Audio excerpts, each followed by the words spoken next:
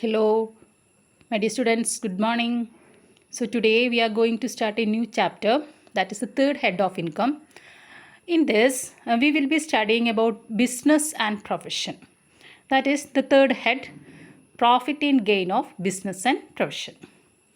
So, in this, we have to study in detail about the calculation of the business profit and the professional gain. So, first of all, we have to study what is business. In Income Tax Act of 1961, this is explained in Section 2, Subsection 13. As you all know, in our earlier classes itself, we had studied what is business, that is any trade, commerce or manufacture, or any adventure on concern with the nature of trade, commerce or manufacture. നമുക്കറിയാലോ ട്രേഡിനെയാണ് നമ്മൾ എന്ത് പറയുന്നത്, trade അല്ലെങ്കിൽ commerce അല്ലെങ്കിൽ മാനുഫാക്ചറിനെയാണ് നമ്മളെപ്പോഴും business എന്ന് പറയുന്നത്. Buying and goods and services, അതാണല്ലോ ഒരു പ്രോഫിറ്റിന് വേണ്ടിയിട്ട് buying and goods and services നടത്തുകയാണെങ്കിൽ നമ്മൾ അതിനെ പറയുന്നതാണ് എന്ത്, ബിസിനസ് എന്ന്. ഇനി സാധാരണഗതിക്ക് ഒരു ബിസിനസ് എന്ന് പറയുമ്പോൾ അതൊരു റെക്കറിങ് ആക്ടിവിറ്റിയാണ്, അതായത് നമ്മൾ ഇടയ്ക്കിടയ്ക്ക് ചെയ്യേണ്ട ഒരു ആക്ടിവിറ്റിയാണ്, അല്ലാതെ നമുക്കതിനെ ബിസിനസ് എന്ന് പറയാൻ പറ്റില്ല. പക്ഷേ നമ്മുടെ ഇൻകം ടാക്സ് പെർപ്പസിന് നമ്മൾ ഒരൊറ്റ ആക്ടിവിറ്റി ചെയ്തു കഴിഞ്ഞാലും അതിനെയും നമ്മൾ എന്തായിട്ട് പറയും, ബിസിനസ് എന്ന് തന്നെയാണ് പറയുക. That is the business means recurring activity, but for income tax purpose and isolated activity may be termed as business. അപ്പോൾ അത് നമ്മൾ ശ്രദ്ധിക്കണം കേട്ടോ. ഒരൊറ്റ ട്രാൻസാക്ഷൻ നടത്തിയാലും നമ്മൾ അതിനെ എന്ത് തന്നെയാണ് പറയുക, ഇൻകം ടാക്സ് ആക്ട് പ്രകാരം നമ്മൾ പറയുക അതിനെ ബിസിനസ് എന്ന് തന്നെയായിരിക്കും പറയുന്നുണ്ടായിരിക്കും. Now nextly we have to study about profession. അപ്പോൾ പ്രൊഫഷൻ എന്ന് പറഞ്ഞു കഴിഞ്ഞാൽ നമുക്കറിയാം ആരുടെയൊക്കെയാണ് നമ്മൾ പ്രൊഫഷനായിട്ട് നമ്മൾ പറയുന്നത്, ഡോക്ടേഴ്സിൻ്റെ, ലോയേഴ്സിൻ്റെ, അതേമാതിരി തന്നെ നമ്മുടെ ചാർട്ടേഡ് അക്കൗണ്ടൻസിൻ്റെ, ടീച്ചേഴ്സിൻ്റെ ഒക്കെ നമുക്കറിയാം പ്രൊഫഷനാണ് അല്ലേ. അപ്പോൾ ഈ പ്രൊഫഷൻ എന്ന് പറഞ്ഞു കഴിഞ്ഞാൽ നമുക്കതിന് നമ്മൾ പറയുന്നത് വൊക്കേഷനും കൂടി ഇൻക്ലൂഡ് ചെയ്തതാണ് പ്രൊഫഷൻ എന്നാണ് പറയുന്നത്. അപ്പോൾ വൊക്കേഷൻ എന്തായെന്നുള്ളത് നമുക്ക് അടുത്ത സ്ലൈഡിൽ ഡീറ്റെയിൽ ആയിട്ട് നമുക്ക് നോക്കാം. അപ്പോൾ ആദ്യം മനസ്സിലാക്കുക, പ്രൊഫഷൻ എന്ന് പറഞ്ഞു കഴിഞ്ഞാൽ വൊക്കേഷനും കൂടി ഇൻക്ലൂഡ് ചെയ്തതാണ്. ഇനി പ്രൊഫഷൻ എന്ന് പറയുമ്പോൾ അവിടെ നമുക്ക് വേണ്ടത് പ്യൂർലി ഇൻ്റലക്ച്വൽ സ്കിൽ വേണം, അല്ലെങ്കിൽ ഒരു മാനുവൽ സ്കിൽ വേണം. എന്താണ് profession requires purely intellectual skill or manual skill. ഇനി അത് എന്തിനെ ബേസ് ചെയ്തിട്ടായിരിക്കണം, on the basis of some special learning and qualification gathered through past training or experience. നമ്മൾ ഇപ്പോൾ ഫോർ എക്സാമ്പിൾ നമ്മളൊരു ഡോക്ടറുടെ കേസ് എടുത്ത് നോക്കൂ. അദ്ദേഹം ഒരു MBBS കോളേജിൽ പോയിട്ട്, ഒരു മെഡിക്കൽ കോളേജിൽ പോയിട്ട് കൃത്യമായ നോളജ്, സ്പെഷ്യൽ ലേണിംഗ് നടത്തണം. അദ്ദേഹം അതിൻ്റെ ക്വാളിഫിക്കേഷൻ അറ്റൈൻ ചെയ്യണം, MBBS എന്നുള്ള ക്വാളിഫിക്കേഷൻ അദ്ദേഹം അറ്റൈൻ ചെയ്യണം. എന്നിട്ട് അദ്ദേഹത്തിൻ്റെ ട്രെയിനിങ്ങിലൂടെ അല്ലെങ്കിൽ അദ്ദേഹത്തിൻ്റെ എക്സ്പീരിയൻസിലൂടെ അദ്ദേഹം എക്വയർ ചെയ്തെടുക്കുന്ന ഇൻ്റലക്ച്വൽ സ്കിൽ അല്ലെങ്കിൽ മാനുവൽ സ്കിൽ എല്ലാം കൂടി ചേർന്ന് കഴിഞ്ഞാലാണ് അദ്ദേഹത്തിനെ നമുക്ക് ഒരു പ്രൊഫഷണലായ ആൾ എന്ന് നമുക്ക് പറയാൻ പറ്റില്ല. അപ്പോൾ അത്തരം കാര്യങ്ങളെയാണ് നമ്മൾ എന്തിൽ ഉദ്ദേശിക്കുന്നത്, പ്രൊഫഷനിൽ ഉദ്ദേശിക്കുന്നത്. അപ്പോൾ ഓരോ ടേമിനും അവിടെ ഇമ്പോർട്ടൻസ് ഉണ്ട്. Profession requires purely intellectual skill or manual skill, അതാണ് ഫസ്റ്റ് പോയിന്റ്. ഇനി അത് എന്തിനെ ബേസ് ചെയ്തിട്ട്, on the basis of some special learning and qualification gathered through past training or experience. Then നമ്മൾ അതിൻ്റെ എക്സാമ്പിൾസ് പറയാം. Chartered accountant, doctor, lawyer etcetera. അപ്പോൾ എത്ര വേണമെങ്കിലും നമുക്ക് പറയാം. ഇനി നമ്മൾ ഇതിലൊരു ടേം പറഞ്ഞിട്ടുണ്ടായിരുന്നു അല്ലേ, പ്രൊഫഷൻ എന്ന് പറഞ്ഞു കഴിഞ്ഞാൽ എന്താണ്, വൊക്കേഷൻ കൂടി ഇൻക്ലൂഡഡ് ആണ് എന്ന് പറഞ്ഞിട്ടുണ്ടായിരുന്നു. അപ്പോൾ നമുക്ക് എന്താണ് ഈ പ്രൊഫഷനിൽ വരുന്ന ഈ വൊക്കേഷൻ എന്ന് പഠിക്കണം. അതും പ്രൊഫഷൻ തന്നെയാണ്, വൊക്കേഷൻ എന്ന് പറഞ്ഞു കഴിഞ്ഞാൽ പ്രൊഫഷൻ തന്നെയാണ്. അപ്പോൾ ഇതിൽ നമ്മൾ ഉദ്ദേശിക്കുന്നത് എന്താ വെച്ചിട്ടാ, ഇപ്പോൾ നോക്കൂ, നമ്മുടെ ഡാൻസേഴ്സ്, അതേമാതിരി തന്നെ ഒരു ചിത്രം വരയ്ക്കുന്ന ചിത്രകാരൻ, അല്ലെങ്കിൽ ഒരു പാട്ട് പാടുന്ന ആൾ. അപ്പോൾ ഇവരുടെയൊക്കെയും ജോലിനെ നമ്മൾ പറയുന്നത് എന്ത് തന്നെയാണ്, ഒരു ഡാൻസർ എന്ന് പറഞ്ഞു കഴിഞ്ഞാൽ, സിംഗർ എന്ന് പറഞ്ഞു കഴിഞ്ഞാൽ അവർക്ക് പ്രൊഫഷൻ തന്നെയാണ് അല്ലേ. അപ്പോൾ ഇത്തരം പ്രൊഫഷൻസിനെയാണ് നമ്മൾ വൊക്കേഷൻ എന്ന് പറയുന്നത്. അപ്പോൾ നമ്മൾ നേരത്തെ പറഞ്ഞ പ്രൊഫഷനിൽ നിന്ന് എന്താണ്, ഇപ്പോൾ ഡോക്ടേഴ്സിൻ്റെ അല്ലെങ്കിൽ ചാർട്ടേഡ് അക്കൗണ്ടൻ്റെ പ്രൊഫഷനുമായിട്ട് ബന്ധപ്പെട്ടിട്ട് വരുമ്പോൾ ഇവരിൽ നിന്ന് എന്താണ് അതിൽ നിന്നുള്ള വ്യത്യാസം നോക്കി നോക്കൂ. ഇവിടെ natural ability of the person to do some particular work, അതായത് നല്ലതായി പാടാൻ വയ്ക്കുന്ന ഒരാൾക്ക് മാത്രമേ നല്ലൊരു പ്രൊഫഷണൽ സിംഗർ ആവാൻ പറ്റുള്ളൂ അല്ലേ. Natural ability of the person വേണം. അല്ലെങ്കിൽ നന്നായി ചിത്രം വരയ്ക്കാൻ വയ്ക്കുന്ന ആൾക്ക് മാത്രമേ നല്ല ചിത്രകാരനാവാൻ പറ്റുള്ളൂ. നന്നായി ഡാൻസ് ചെയ്യുന്ന ഒരാൾക്ക് മാത്രമേ നല്ലൊരു ഡാൻസർ ആവാൻ പറ്റുള്ളൂ. പക്ഷേ നമ്മൾ നേരത്തെ കണ്ട പ്രൊഫഷനിൽ നമ്മൾ ഡോക്ടേഴ്സിൻ്റെയും ലോയേഴ്സിൻ്റെയും കേസിൽ അതല്ല. അവർക്കത് പഠിച്ച് ഉണ്ടാക്കി അതിൻ്റെ പ്രൊഫഷണൽ നോളജ് നേടിക്കഴിഞ്ഞിട്ട് അതിൻ്റെ എക്സ്പീരിയൻസും കൂടി ആയി കഴിഞ്ഞ് കഴിഞ്ഞാൽ automatically they will be calling as professionals. But in the case of vocation, the learning, apart from this learning, the person must be having the natural ability also. ഒരു കാര്യം ചെയ്യാൻ അവർക്ക് സ്വയസിദ്ധമായ കഴിവ് കൂടി വേണം. അപ്പോൾ നമുക്കറിയാം വൊക്കേഷൻ്റെ എക്സാമ്പിൾസ് ആണ് സിംഗിങ്, ഡാൻസിങ് എക്സെട്ര. ഇനി വൊക്കേഷൻ എന്ന് പറയുന്നത് ഒരു ഏണിംഗ് ഫീച്ചറാണ്. അതേ സമയത്ത് നമ്മൾ നമ്മുടെ മനസ്സിൻ്റെ സംതൃപ്തിക്ക് വേണ്ടി നമ്മൾ ചെയ്യുന്നു, അതിൽ നിന്ന് നമുക്കൊരു ഏണിംഗ് ഫീച്ചർ ഉണ്ടാവുന്നു, ഒരു ലിവ്ലിഹുഡ് ഫീച്ചർ ഉണ്ടാവുന്നു. അതേ സമയത്ത് എപ്പോഴും പ്രൊഫഷനെ കുറിച്ച് നമ്മൾ ചിന്തിക്കുമ്പോൾ അവിടെ സർവീസ് മെൻറ്റാലിറ്റിയാണ് കൂടുതൽ വരുന്നത്. അതായത് ഒരു ഡോക്ടേഴ്സ് ചെയ്യുന്ന പ്രൊഫഷൻ എന്ന് പറയുന്നതിൽ സർവീസ് മെൻറ്റാലിറ്റിയാണ് കൂടുതൽ. ഒരു ടീച്ചേഴ്സിൻ്റെ പ്രൊഫഷൻ എന്ന് പറയുന്നത് അവിടെ സർവീസ് മെൻറ്റാലിറ്റിയാണ് കൂടുതൽ. അതേമാതിരി തന്നെ നമ്മളൊരു ലോയർ എടുത്തു കഴിഞ്ഞാൽ എല്ലാം അവിടെ സർവീസ് മെൻറ്റാലിറ്റിയാണ് അവർക്ക് മുന്നിലുള്ളത്. പക്ഷേ ഇവരുടെ സംതൃപ്തിക്ക് വേണ്ടി ചെയ്യുന്ന ഒരു കാര്യമാണ് ഏത്? വൊക്കേഷൻ. അതിൽ നിന്ന് ഇവർക്ക് എന്ത് കിട്ടുന്നു? ഒരു ഏണിംഗ് ഫീച്ചർ കിട്ടുന്നു എന്ന് മാത്രമേ ഉള്ളൂ. Okay, unlike professional vocation does not require a degree or special training. ഇനി അതേമാതിരി തന്നെ ഞാൻ പറഞ്ഞു പ്രൊഫഷണൽ സ്കില്ലിന് നമ്മൾ നേരത്തെ പറഞ്ഞ ഡോക്ടേഴ്സ് ആയാലും ലോയേഴ്സ് ആയാലും ചാർട്ടേഡ് അക്കൗണ്ട്സ് ആയാലും അവർക്കെല്ലാം തന്നെ എന്താണ്? ഒരു സ്പെഷ്യൽ ഡിഗ്രി വേണം, അല്ലെങ്കിൽ സ്പെഷ്യൽ ട്രെയിനിങ് വേണം. നമുക്കറിയാം MBBSന് 4 വർഷം നമ്മൾ പഠിക്കുകയും 5ാമത്തെ വർഷം നമ്മൾ എന്ത് ചെയ്യുന്നു? അതിൻ്റെ ട്രെയിനിങ് പ്രോഗ്രാം, അതിൻ്റെ ട്രെയിനിങ് ആണ് നടക്കുന്നത് അല്ലേ? ഹൗസ് സർജൻസി എന്ന് പറയുമ്പോൾ അതിൻ്റെ ട്രെയിനിങ് ആണ് നടക്കുന്നത്. അപ്പോൾ ഇവർക്ക് സ്പെഷ്യലൈസ്ഡ് ഡിഗ്രിയും വേണം, അതിൻ്റെ ഒപ്പം തന്നെ ട്രെയിനിങ്ങും വേണം അല്ലേ? അപ്പോൾ ഇത്തരം കാര്യങ്ങളിലെ പ്രൊഫഷൻ വരുള്ളൂ. അപ്പോൾ ഈ പ്രൊഫഷനും വൊക്കേഷനും തമ്മിലെ വ്യത്യാസം എന്തെന്ന് മനസ്സിലാക്കി വെക്കുക. സ്വതസിദ്ധമായ കഴിവ് കൊണ്ട് ചെയ്യുന്ന പ്രൊഫഷൻസിനെ നമ്മൾ പറയുന്നതാണ് എന്ത്? വൊക്കേഷൻ. അപ്പോൾ പ്രൊഫഷനിൽ അടങ്ങുന്നത് തന്നെയാണ് വൊക്കേഷനും. Okay, Now we are moving to the incomes chargeable under the head PGBP. അപ്പോൾ PGBPയിൽ നമ്മൾ എന്തെല്ലാം വരുമാനങ്ങളെയാണ് നമ്മളിപ്പോൾ ഈ പ്രൊഫഷണലും ബിസിനസ്സിലും നമ്മൾ എടുക്കുന്നത് എന്നാണ് നമുക്ക് നോക്കേണ്ടത്. ഇനി ഇതിൽ ഫസ്റ്റ് വൺ എന്ന് പറയുന്നത് revenue profit from business or profession. ബിസിനസ്സിൽ നിന്നും പ്രൊഫഷനിൽ നിന്നും നമുക്ക് കിട്ടുന്ന എന്തെങ്കിലും റവന്യൂസ് ഉണ്ടെങ്കിൽ അത്. Then any compensation due or receive from the management agency. ഇവിടെ നമ്മൾ ഉദ്ദേശിക്കുന്നത് എന്താ വെച്ചിട്ട് നമ്മൾ നമ്മുടെ ബിസിനസ് ഒന്ന് അപ്ഡേറ്റ് ചെയ്യുമ്പോൾ, അല്ലെങ്കിൽ നമ്മുടെ ബിസിനസ് ഒരു സ്ഥലത്തുനിന്ന് മാറ്റിയിട്ട് വേറെ സ്ഥലത്തേക്ക് മാറ്റുമ്പോൾ എന്തെങ്കിലും കോമ്പൻസേഷൻ ഡ്യൂ ആവുകയോ റിസീവ് ചെയ്യുകയോ കിട്ടുന്നുണ്ടെങ്കിൽ, ആ മാനേജ്മെൻറ്റ് ഏജൻസിക്ക് കിട്ടുന്നുണ്ടെങ്കിൽ അതിനെയെല്ലാം തന്നെ നമ്മൾ income chargeable under the head PGBPയിലാണ് നമ്മൾ പറയുന്നുണ്ടായിരിക്കുക. Then income from trade association, receipts in connection with foreign trade, value of any benefit or perquisite. എന്തെങ്കിലും ബെനിഫിറ്റിൽ നിന്ന് എന്തെങ്കിലും പെർക്വിസിറ്റ് എന്ന് പറഞ്ഞു കഴിഞ്ഞാൽ നിങ്ങൾക്കറിയാം എന്താണ്? എംപ്ലോയറിൽ നിന്ന് റിസീവ് ചെയ്യുന്ന ഇൻ കൈൻഡായിട്ട് റിസീവ് ചെയ്യുന്ന എന്തെങ്കിലും ഒരു ഫെസിലിറ്റീനെയാണ് നമ്മൾ എന്ത് പറയുന്നത്? പെർക്വിസിറ്റ് എന്ന് പറയുന്നത്. Then receipt of A partner from A firm. Then interest on securities, any sum received under keyman insurance policy. അവിടെ ശ്രദ്ധിക്കണം കേട്ടോ, ആ ടേം കീമാൻ ഇൻഷുറൻസ് പോളിസി. എംപ്ലോയിയുടെ പേരിലെടുക്കുന്ന ഇൻഷുറൻസ് പോളിസിയാണ് കീമാൻ ഇൻഷുറൻസ് പോളിസി. അപ്പോൾ കീമാൻ ഇൻഷുറൻസ് പോളിസിയുമായി ബന്ധപ്പെട്ടിട്ട് എന്തെങ്കിലും പൈസ കിട്ടിയിട്ടുണ്ടെങ്കിൽ അത് നമ്മൾ PGBPയുടെ അണ്ടറിലാണ് നമ്മൾ വാല്യൂ ചെയ്യേണ്ടത്. Then conversion of stock into capital asset. നമ്മുടെ കയ്യിലുള്ള സ്റ്റോക്കിനെ നമ്മൾ ക്യാപിറ്റൽ അസറ്റായിട്ട് കൺവേർട്ട് ചെയ്ത് കഴിഞ്ഞ് കഴിഞ്ഞാൽ അത് PGBPയുടെ അണ്ടറിൽ വാല്യൂ ചെയ്യാം. Then income from speculative business പറഞ്ഞു കഴിഞ്ഞാൽ ഊഹക്കച്ചവടം.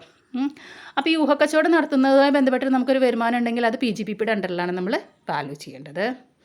അപ്പോൾ ഇത്രയുമാണ് നമ്മളിപ്പോൾ നേരത്തെ പറഞ്ഞിട്ടുള്ള അത്രയും കാര്യങ്ങളാണ് നമ്മൾ ഏതിൽ വരുന്നത്? PGBPയുടെ അണ്ടറിൽ നമ്മൾ വാല്യൂ ചെയ്യേണ്ടത്. അപ്പോൾ അത് ഓരോന്നും നമ്മളിങ്ങനെ പ്രോബ്ലം ചെയ്യുന്ന സമയത്ത് നമ്മൾ കാണുന്നതാണ്. അതുകൊണ്ടാണ് അത് കൂടുതൽ എക്സ്പ്ലനേഷൻ ഒന്നും ആവശ്യമില്ല. ജസ്റ്റ് നിങ്ങൾ മനസ്സിലാക്കി വെക്കുക, ഇത്തരം ഇൻകംസ് ആണ് PGBPയുടെ അണ്ടറിൽ നമ്മൾ വാല്യൂ ചെയ്യുന്നുണ്ടായിരിക്കുക എന്ന്. ഇനി നെക്സ്റ്റ് നമുക്ക് നോക്കേണ്ടത്, അപ്പോൾ ഓരോ ഹെഡുകൾ വന്നു കഴിഞ്ഞാൽ അതിൽ നിന്നുള്ള റെസിപ്റ്റുകളെല്ലാം ആഡ് ചെയ്യും, പേയ്മെൻറ്റ്സുകളെല്ലാം ആഡ് ചെയ്യും. എന്നിട്ട് റെസിപ്റ്റിൽ നിന്ന് പേയ്മെൻറ്റ്സ് മൈനസ് ചെയ്ത് കഴിഞ്ഞാൽ നമുക്ക് കിട്ടുന്നതായിരിക്കും നമ്മുടെ പ്രോഫിറ്റ് അല്ലെങ്കിൽ ഗെയിൻ ഉണ്ടായിരിക്കുക. ഇനി അങ്ങനെ കിട്ടിയ പ്രോഫിറ്റ് അല്ലെങ്കിൽ ഗെയിനിൽ നിന്ന് നമുക്ക് കുറച്ച് ഡിഡക്ഷൻസ് എല്ലാം നമുക്ക് അലൗ ചെയ്യാൻ പറ്റും. അപ്പോൾ ആക്ച്വൽ പേയ്മെൻറ്റിന് മുകളിൽ അലൗ ചെയ്തിട്ടുള്ള ഡിഡക്ഷൻസ് ഏതൊക്കെയെന്ന് ജസ്റ്റ് ഒന്ന് മനസ്സിലാക്കി വെക്കുക. അതായത് any sum payable by way of tax, duty, cess or fee.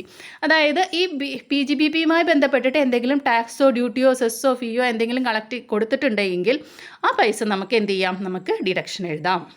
Then any sum payable as an employer by way of contribution to any PF or superannuation fund or gratuity fund. ഇവിടെ നമുക്ക് ഈ concept മനസ്സിലാവണമെങ്കിൽ നമുക്ക് സാലറിയിലെ pension ഫണ്ടിനെ കുറിച്ച് നമുക്ക് മനസ്സിലാവണം, അല്ലെങ്കിൽ provident ഫണ്ടിനെ കുറിച്ച് നമുക്ക് മനസ്സിലാവണം. ഇവിടെ പറയുന്നത് എന്താ വെച്ചാൽ പ്രൊവിഡൻറ്റ് ഫണ്ടിലേക്ക് എംപ്ലോയി എത്ര രൂപയാണോ കോൺട്രിബ്യൂട്ട് ചെയ്യുന്നത് അതേ സെയിം തുക തന്നെ എംപ്ലോയറും കോൺട്രിബ്യൂട്ട് ചെയ്യുന്നുണ്ടായിരിക്കും. അപ്പോൾ ഇവിടെ എംപ്ലോയർ ഇത്തരത്തിൽ PFയിലേക്ക് എന്തെങ്കിലും പൈസ കോൺട്രിബ്യൂട്ട് ചെയ്യുന്നുണ്ട്, അല്ലെങ്കിൽ സൂപ്പറാനുവേഷൻ ഫണ്ടിലേക്കോ ഗ്രാറ്റുവിറ്റി ഫണ്ടിലേക്കോ എന്തെങ്കിലും പൈസ കോൺട്രിബ്യൂട്ട് ചെയ്യുന്നുണ്ടെങ്കിൽ ആ എംപ്ലോയർ കോൺട്രിബ്യൂട്ട് ചെയ്യുന്ന പൈസേനെ നമുക്ക് ഡിഡക്ഷനായിട്ട് നമുക്ക് എവിടെ എഴുതാം? PGBPയിൽ നമുക്ക് എഴുതാം. Then next any sum payable to an employee as bonus or commission for services rendered. Explain ചെയ്യേണ്ട ആവശ്യമില്ല, എംപ്ലോയിക്ക് കൊടുക്കുന്ന ബോണസ് അല്ലെങ്കിൽ commission. Then any sum payable as interest on any loan on borrowing from public financial institution or state financial corporation or state industrial investment corporation. അതായത് ഈ പറയുന്ന കാര്യങ്ങൾ, അതായത് ഫിനാൻഷ്യൽ ഇൻസ്റ്റിറ്റ്യൂഷനോ സ്റ്റേറ്റ് ഫിനാൻഷ്യൽ കോർപ്പറേഷനോ സ്റ്റേറ്റ് ഇൻഡസ്ട്രിയൽ ഇൻവെസ്റ്റ്മെൻറ്റ് കോർപ്പറേഷനിൽ നിന്നോ നമ്മൾ എന്തെങ്കിലും ഒരു ലോൺ എടുത്തിട്ടുണ്ടെങ്കിൽ അതിൻ്റെ ഇൻട്രസ്റ്റിന് നമുക്ക് എന്തെഴുതാം? ഡിഡക്ഷൻ എഴുതാം. Then any sum payable as interest on any loan or advance from a scheduled bank of cooperative society. ഏതെങ്കിലും ഷെഡ്യൂൾ ബാങ്കുകളിൽ നിന്നോ കോപ്പറേറ്റീവ് സൊസൈറ്റിയിൽ നിന്നോ ഇതേമാതിരി നമ്മൾ ലോൺ എടുത്തിട്ടുണ്ടെങ്കിൽ അതിൻ്റെ പലിശയ്ക്ക് നമുക്ക് എന്തെഴുതാം? നമുക്ക് ഡിഡക്ഷൻ എഴുതാം. Then any sum payable by an employer in lieu of any salary at the credit of his employees. അതായത് എംപ്ലോയീസിന് സാധാരണ രീതിയിൽ ക്യാഷ്വൽ ലീവുകൾ ഉണ്ടായിരിക്കില്ല. അപ്പോൾ ആ ക്യാഷ്വൽ ലീവുകൾ എടുക്കാത്തത് കാരണം കൊണ്ട് എംപ്ലോയർ എന്ത് ചെയ്യുന്നു? കുറച്ച് പൈസ ലീവുമായിട്ട് ബന്ധപ്പെട്ടിട്ട് കൊടുക്കുന്നുണ്ടെങ്കിൽ അത്തരത്തിൽ ക്രെഡിറ്റിലുള്ള ലീവിൻ്റെ പൈസ കിട്ടുകയാണെങ്കിൽ ആ പൈസേനെ നമുക്ക് എന്തായിട്ട് എഴുതാം? ഡിഡക്ഷനായിട്ട് നമുക്ക് എഴുതാം. ഇനി any sum payable to an Indian railway for the use of railway asset. Railway അസറ്റുകൾ യൂസ് ചെയ്യുന്നതുമായി ബന്ധപ്പെട്ടിട്ട് ഇന്ത്യൻ റെയിൽവേക്ക് എന്തെങ്കിലും കാശ് കൊടുത്തിട്ടുണ്ടെങ്കിൽ അത് നമുക്ക് ഡിഡക്ഷനായിട്ട് എഴുതാം. അപ്പോൾ ഇത്രയും കാര്യങ്ങളാണ് ആക്ച്വൽ പേയ്മെൻറ്റുമായി ബന്ധപ്പെട്ട് വരുന്ന ഡിഡക്ഷൻസ്. അപ്പോൾ ഇതിൽ നമുക്ക് ഈ PGBP എന്നുള്ള പാടെടുത്ത് കഴിഞ്ഞ് കഴിഞ്ഞാൽ ഒരു എന്താ പറയുക, ഒരു നോട്ട്ബുക്ക് എടുത്തു കഴിഞ്ഞാൽ അതിൻ്റെ ഒരു ഭാഗം നോട്ട് എഴുതാനുണ്ടായിരിക്കും. പക്ഷേ അതിൽ നമുക്ക് പറയേണ്ട കൺസെപ്റ്റുകളെല്ലാം തന്നെ നമ്മൾ പ്രോബ്ലം ചെയ്യുമ്പോൾ അതിൻ്റെ കൂടെ നമ്മൾ പറയും. ഇതിൽ ഇമ്പോർട്ടൻ്റ് ആയ കൺസെപ്റ്റുകൾ മാത്രമേ ടീച്ചർ ഇതിൽ നോട്ട് പ്രിപ്പയർ ചെയ്തിട്ടുള്ളൂ. ബാക്കിയുള്ള കൺസെപ്റ്റുകളെല്ലാം നമ്മൾ പ്രോബ്ലം ചെയ്യുന്നതിൻ്റെ കൂടെ പറയുന്നേ ഉണ്ടായിരിക്കുള്ളൂ. എക്സാം പർപ്പസിന് വേണ്ടിയിട്ട് ഇപ്പോൾ ഈ നോട്ട് പ്രിപ്പയർ ചെയ്തിട്ടുള്ള നോട്ട്സ് നമുക്ക് മതി. ഇനി നെക്സ്റ്റ് ഇതേമാതിരി തന്നെ നമുക്കൊരു ഡിഡക്ഷൻ എഴുതാൻ പറ്റുന്ന ഒരു കാര്യത്തിനെ കുറിച്ചിട്ടാണ് ഡീറ്റെയിൽ ആയിട്ട് പഠിക്കാനുള്ളത്. അധിക ക്വസ്റ്റ്യൻ പേപ്പറുകളിലും കാണുന്ന ഒരു ക്വസ്റ്റ്യനാണിത്. അപ്പോൾ ഇത് നന്നായി മനസ്സിലാക്കി വെക്കുക. അതായത് സയൻറ്റിഫിക് റിസർച്ചിന് വേണ്ടിയിട്ട് നമ്മൾ എന്തെങ്കിലും കാശ് ചിലവാക്കുകയാണെങ്കിൽ ആ കാശിന് നമുക്ക് എന്ത് കിട്ടും? ഡിഡക്ഷൻ കിട്ടും. അപ്പോൾ നമുക്ക് PGBPയിൽ നമുക്ക് ഡിഡക്ഷൻ എഴുതാം. അപ്പോൾ സയൻറ്റിഫിക് റിസർച്ച് എന്ന് പറഞ്ഞു കഴിഞ്ഞാൽ എന്താണ് എന്നാണ് നമുക്ക് മനസ്സിലാക്കേണ്ടത്. അതായത് എന്തെങ്കിലും റിസർച്ച് ആക്ടിവിറ്റി സയൻറ്റിഫിക്കലി നമ്മൾ ചെയ്യുകയാണെങ്കിൽ അതിനെ നമ്മൾ പറയുന്നതാണ് എന്ത്? Scientific research. അപ്പോൾ ഇവിടെ നമ്മൾ ഫസ്റ്റ് നമ്മളിതിനെ 3 കോളങ്ങളായിട്ട് തിരിച്ചിരിക്കുകയാണ്. ഇതിലെല്ലാം തന്നെയും സയൻറ്റിഫിക് റിസർച്ചിനെ കുറിച്ച് തന്നെയാണ് പറയുന്നത്. ഇതിൽ ഫസ്റ്റ് എക്സ്പെൻഡിച്ചർ ഓൺ സയൻറ്റിഫിക് റിസർച്ചിൽ ഫസ്റ്റ് പോയിന്റ് നോക്കൂ. By a company engage in business of biotechnology or in any business of manufacture production of any article not being article or thing specified in the list of the 11th schedule on an approved in-house research and development facility. ഇവിടെ biotechnology ബിസിനസ്സുമായി ബന്ധപ്പെട്ടിട്ടോ അല്ലെങ്കിൽ എന്തെങ്കിലും manufacturing അല്ലെങ്കിൽ production of any ആർട്ടിക്കിളുമായി ബന്ധപ്പെട്ടിട്ടോ എന്തെങ്കിലും scientific റിസർച്ചുകൾ നമ്മൾ നടത്തുകയാണെങ്കിൽ ആ scientific റിസർച്ചിന് വേണ്ടിയിട്ട് നമ്മൾ എത്ര രൂപയാണോ ചിലവാക്കിയത് അതിൻ്റെ 100% എക്സ്പെൻസും, അതായത് ചിലവാക്കിയ മൊത്തം പൈസയും നമുക്ക് എന്തായിട്ട് എഴുതാം? ഡിഡക്ഷനായിട്ട് എഴുതാം. അപ്പോൾ ഇതിൽ ഈ സയൻറ്റിഫിക് റിസർച്ച് എക്സ്പെൻഡിച്ചറിൻ്റെ പ്രത്യേകത എന്താ വെച്ചാൽ എവിടെ എത്ര പൈസ ചിലവാക്കിയാൽ ആ ചിലവാക്കിയ പൈസ മുഴുവനും നമുക്ക് ഡിഡക്ഷൻ എഴുതാം. ഇനി രണ്ടാമത് നോക്കൂ. Incurred by SSC on scientific research related to ബിസിനസ്സുമായി ബന്ധപ്പെട്ടിട്ട് എന്തെങ്കിലും സയൻറ്റിഫിക് റിസർച്ച് നടത്തുകയാണെങ്കിൽ, അപ്പോൾ ബിസിനസ് എന്ന് പറയുന്നത് നമ്മൾ സാധാരണ നമ്മൾ കാണുന്ന നമ്മുടെ ഒരു ഫാർമസ്യൂട്ടിക്കൽ ബിസിനസ്സൊക്കെ ബിസിനസ്സാണല്ലോ. അപ്പോൾ അതുമായി ബന്ധപ്പെട്ടിട്ടൊക്കെ കുറേ സയൻറ്റിഫിക് റിസർച്ചുകളൊക്കെ ചെയ്യേണ്ടി വരില്ലേ? ഇപ്പം നമുക്കറിയാം നമ്മുടെ COVID-19 വാക്സിൻ കണ്ടുപിടിക്കാൻ വേണ്ടിയിട്ട് അതേമാതിരി തന്നെ അതിൻ്റെ മെഡിസിൻ കണ്ടുപിടിക്കാൻ വേണ്ടിയിട്ടൊക്കെ കുറേ സയൻറ്റിഫിക് റിസർച്ചുകൾ നടക്കുന്നുണ്ട്.